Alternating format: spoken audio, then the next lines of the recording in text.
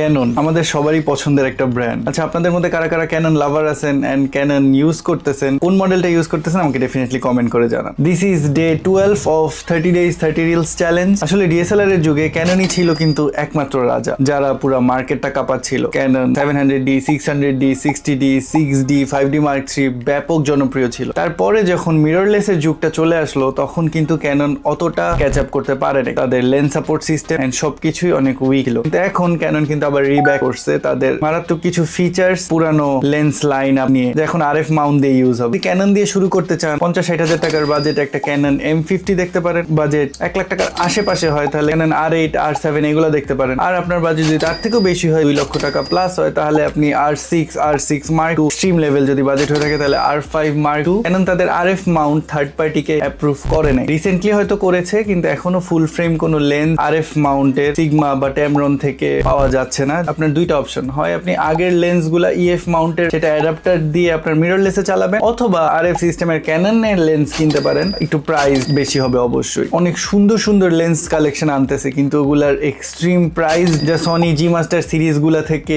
Almost 20-30 হাজার টাকা বেশি। ক্যানন লাভার হয়ে থাকে না, কিন্তু একবার ভেবে চিন্তে যেটাই নিবেন, যেটা দিয়ে ফটোগ্রাফি স্টার্ট করবেন, ভেবে চিন্তে নিবেন। একবার ক্যানন নিয়ে পুরো ওই ইকোসিস্টেম কিনে পরে আবার নিকনে যাওয়া বা সনিতে যাওয়া, এটা কিন্তু অনেক হ্যাসেলের।